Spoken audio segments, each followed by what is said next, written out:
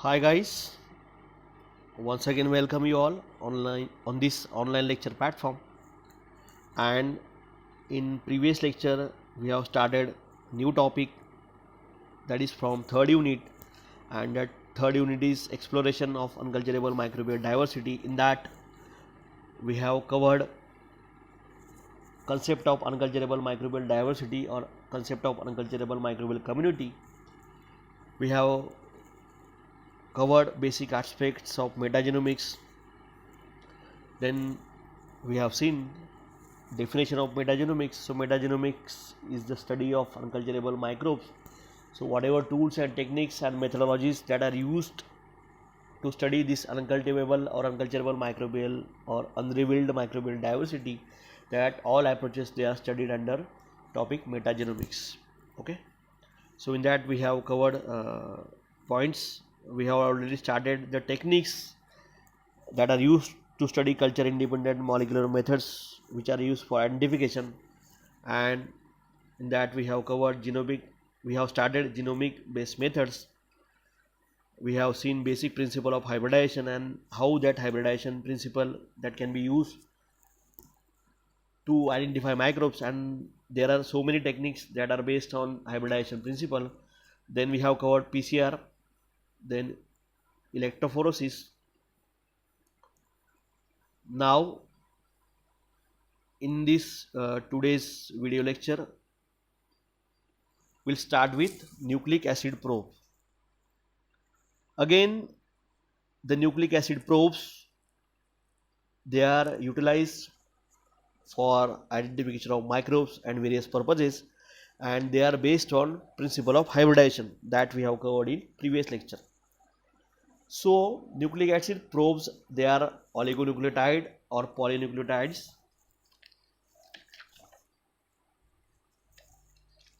Sorry.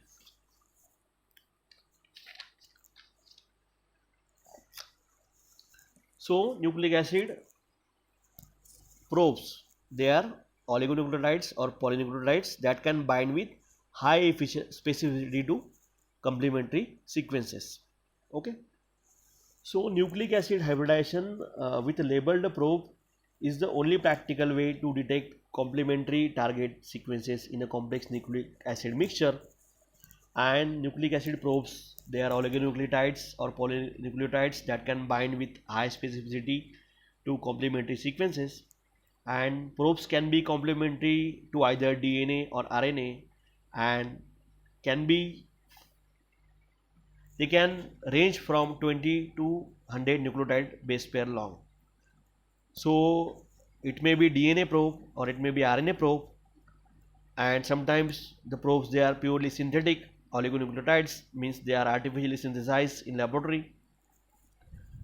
To detect the extent of hybridization or to detect the presence of hybridization, they are usually labeled with some markers, and the labeling methods for nucleic acid probes, they are labeled with isotopic method or non-isotopic method.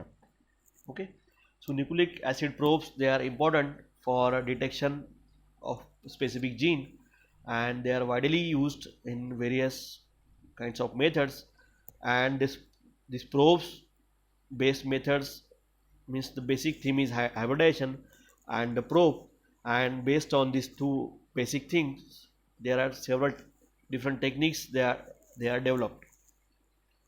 So nucleic acid probes, they are nothing but oligonucleotides or polynucleotides that can bind with high specificity to complementary sequences, and probes can be complementary to DNA or RNA. They can be 20 to 100 nucleotides long, and the probe may be DNA or RNA probe, or it may be synthetic probe. Now that DNA hybrids can be formed between two DNA molecule or between two RNA molecules, or between one DNA and one RNA molecules. Okay, that are known as hybrids. Okay, so nucleic acid hybridization can be carried out between two DNA molecules that are known as DNA-DNA hybrids, or between two RNA molecules that are called as RNA-RNA hybrids, or between two DNA or between two molecules, from which one molecule is DNA and one molecule is RNA, so that are known as DNA RNA hybrids. So labeling. So there are two methods that are used to label particular DNA probes, and in that, first is isotopic. In this method, isotopes that are used, so isotopes uh,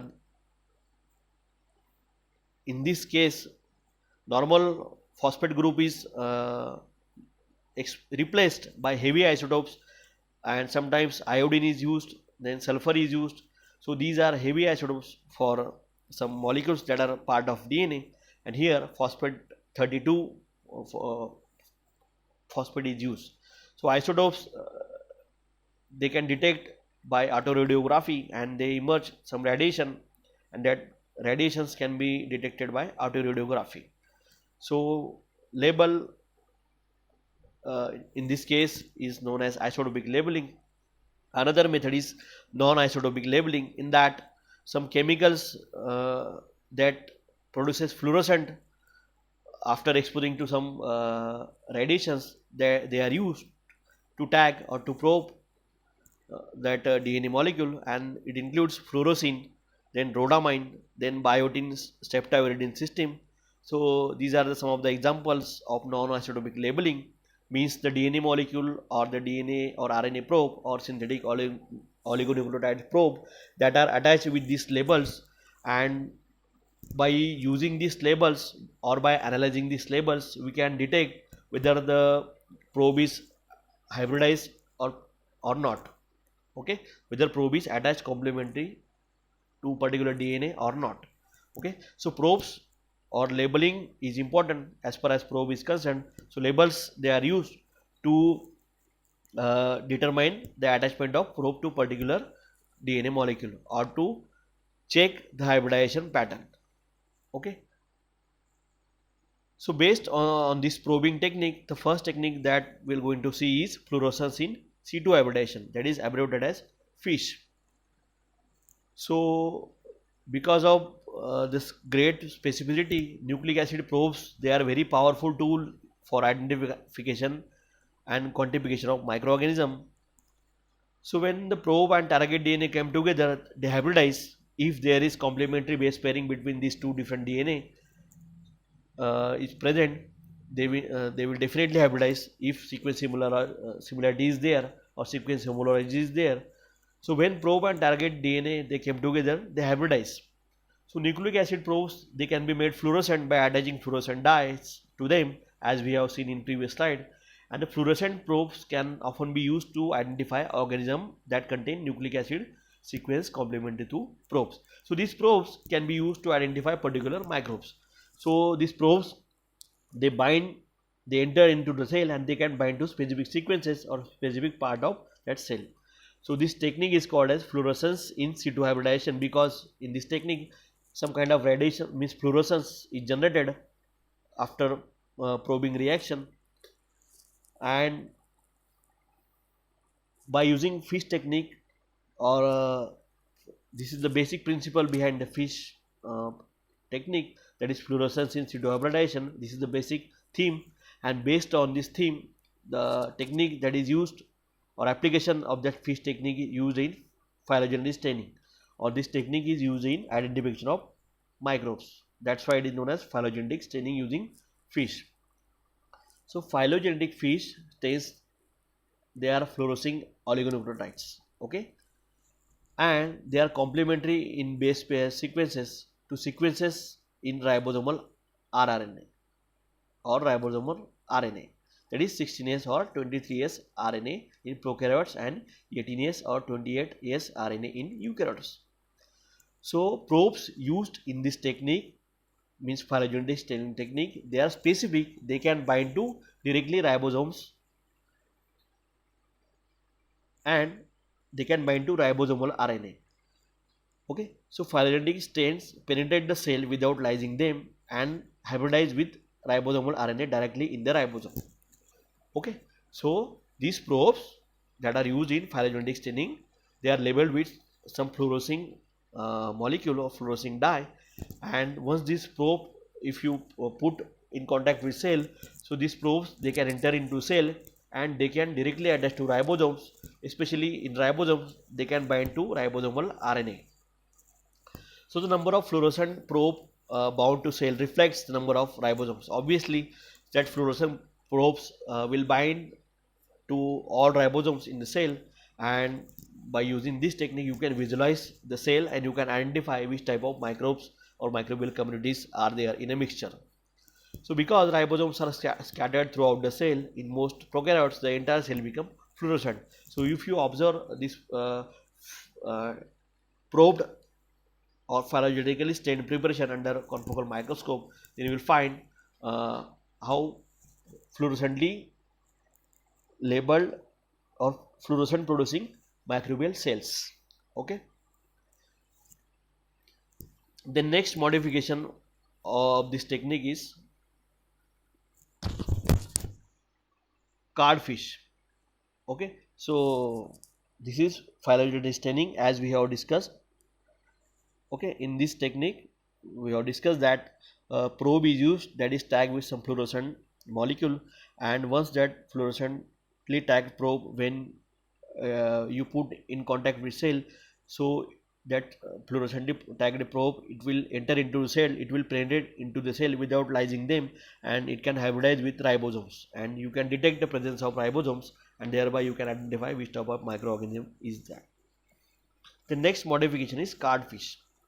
So besides characterizing the abundance of different taxa, means different types of microbial communities in a habitat, fish can be used to measure gene expression. So by using this card fish technique, we can detect the presence of mRNA, and by detecting the presence of mRNA, we can detect the amount of mRNA that is produced at particular condition in particular cell.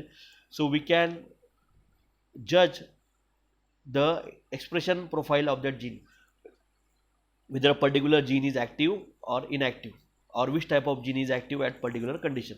So this card fish is abbreviated as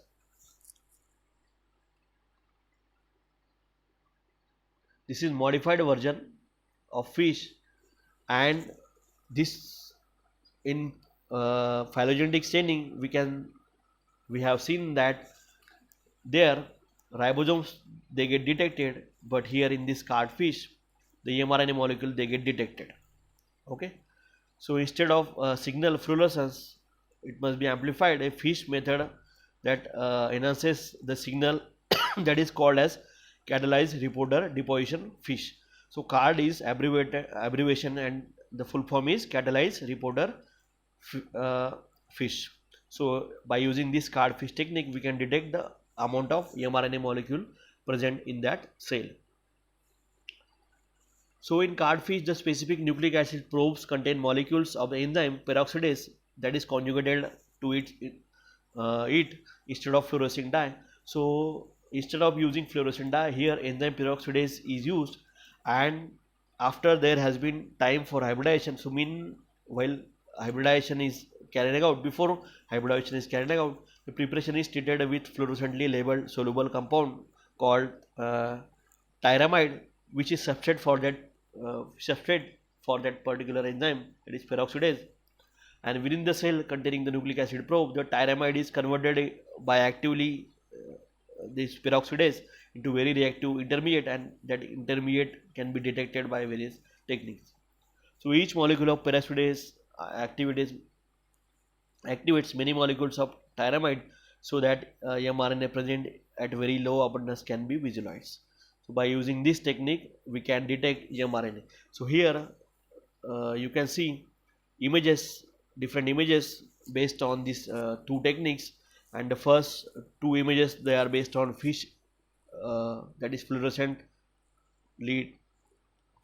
in situ hybridization images, and you can see that red and green colored dyes, means the red color is for different dye, again the green color is for different dye, and you can see different microbes, they are fluorescing with different colors, and these are the fish images, and you can also see the card fish images which are again depicted by different colors. So this is how fish technique or probing technique or hybridization principle is utilized for detection of microbes. Then next is colony blotting. So here colonies can be identified using probes. Again, it is the method that is based on hybridization principle that we already discussed. So in this method, colonies on agar plate means the microbes which are to be identified, or bacteria that has to be identified, is uh, cultured on petri dish, and it is converted into pure form, or it is obtained in pure cultures, and then the colonies are transformed into blotted into nylon membrane, and the membrane is soaked in alkaline solution to lyse the cells and denature their DNA, and probe is then added to bind the DNA of interest. So these probes, they are again specific, they are designed as per the genes that is to be identified, and by locating the position to which probes has bound, we can we can identify the DNA of interest or sequences of interest. So in this technique, by locating the position to which probe is has bound, the colonies that have the DNA of interest can be located. So that this is how colony blotting is carried out. So first, bacteria or microbes that has to be identified is grown in pure culture. Then the colonies, isolated colonies, they are transferred into nylon membrane. That is the process of transferring the colonies in nylon membrane is known as blotting. After blotting, the cell, they are lysed by some alkaline solution to release their DNA content. Okay, and after releasing the DNA content, the probes are added, and the probes, they are specifically designed to identify particular DNA sequences, and once that specific sequences are present in that particular DNA, that probes will bind and they will hybridize and they will produce some signal that can be detected by some instrument or some characteristics. Okay, signal can be measured either in color, either through color change or either through autoradiography. So this is how we can use this hybridization principle, and based on this hybridization principle, there are different techniques we have covered. It includes fish, then it includes GC content analysis, it includes probes. So this is how principle of hybridization is utilized for identification of microbes. So thanks. We'll cover remaining techniques in next lectures.